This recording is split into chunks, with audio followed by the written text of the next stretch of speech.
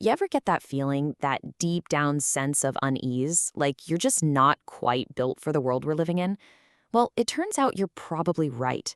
So today, let's get into this really fascinating and honestly pretty unsettling story about the huge gap between our ancient biology and this crazy high-tech world we've built for ourselves. And this quote just nails it, right? It perfectly captures this bizarre conflict we're all living through. Our world, our environment, has changed at light speed, but our internal hardware, our basic biology, it's been left way, way behind. And that creates this fundamental problem that scientists are really only now starting to get their heads around. So what's the scientific term for this? It's called evolutionary mismatch. And to put it simply, it means the very things that once helped us survive are now in a lot of ways making us sick. Our bodies are basically running on an operating system that was perfectly designed for a planet that doesn't really exist anymore. I mean, think about it. We're trying to run 21st century software on what is essentially Stone Age hardware. And the result of this mismatch, this friction, it isn't just feeling a little frazzled. No, it's a whole cascade of chronic illness and anxiety that we often mistake for some kind of personal weakness, when really it's a problem our entire species is facing. Okay, to really grasp this, let's dig into this powerful metaphor that explains how our ancient survival circuits are getting totally hijacked by modern life. It's this idea of the lion that never leaves. I mean, just look at the difference here. Our ancestors, they faced intense but short-term threats. A lion shows up, you either fight or you run, and then, and this is the critical part, the threat is gone. Your body recovers. But now look at our modern stressors. Traffic, a flooded inbox, endless notifications. They're constant, they're low grade, and they never ever seem to go away. But our body, it triggers the exact same fight or flight response. And that right there gets to the absolute heart of the trap we're in. As researcher Daniel Longman explains, our body is reacting as if we're facing a lion after lion all day long.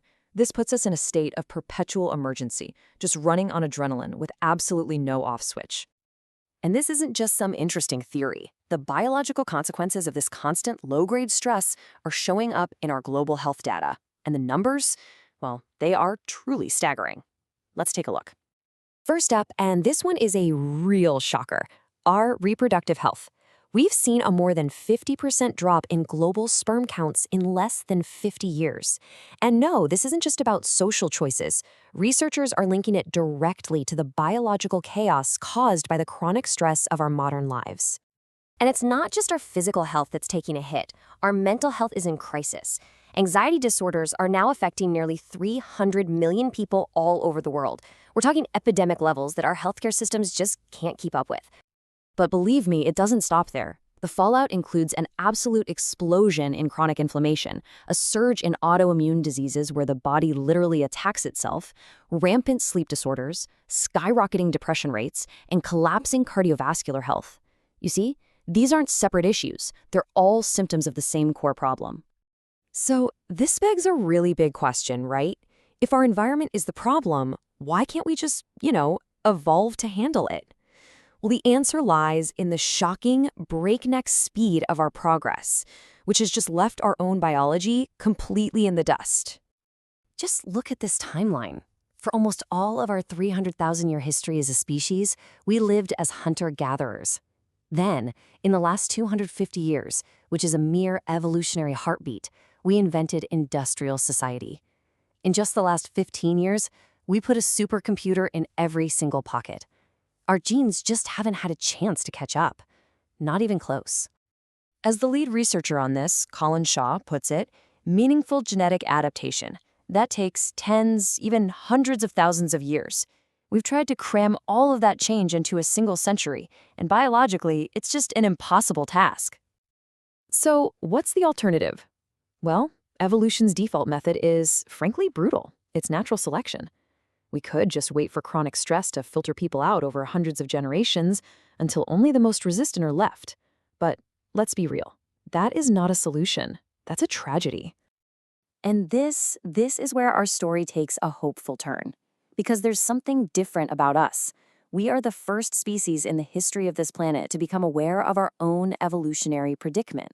We can see the trap. And that awareness, it gives us a unique power. The ability to consciously choose a different path. So, if waiting for evolution isn't an option, what can we actually do? This brings us to maybe the most important part of this whole conversation, moving from just understanding the problem to exploring real, actionable solutions, both for our society and for ourselves. The solution really requires a two-pronged attack. First, the big picture stuff. We have to start redesigning our environment, our cities, our workplaces, so that they are more compatible with our biology. And second, there's what we can do individually. We can adopt personal habits that act as a buffer against all these modern stressors. I mean, just imagine this for a second.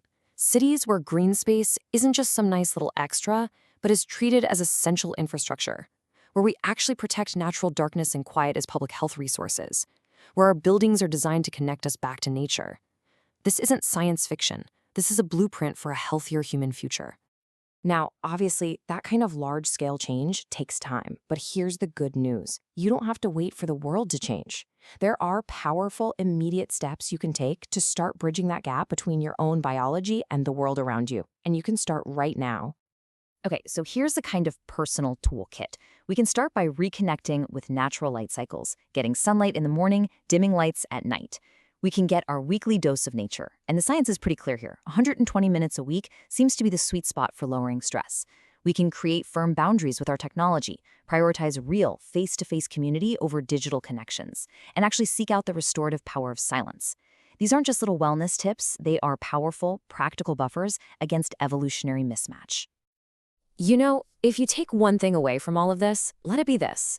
The anxiety, the stress, that feeling of being completely overwhelmed, it is not a character flaw. It is not your fault. It is the predictable, understandable friction between our ancient bodies and our modern world, and simply knowing that can be incredibly freeing. Because when you really zoom out, you see it. We are living at this incredible inflection point in the story of our species. We are at a crossroads, and the choices we make right now will literally help determine the future evolutionary path of humanity. And so, that leaves us with this final, massive question. Will we use our unique consciousness to build a world that actually fits our biology? Or will we do nothing and just allow the slow, brutal process of natural selection to reshape us through generations of suffering? For the first time in 4 billion years of life on Earth, the choice is ours.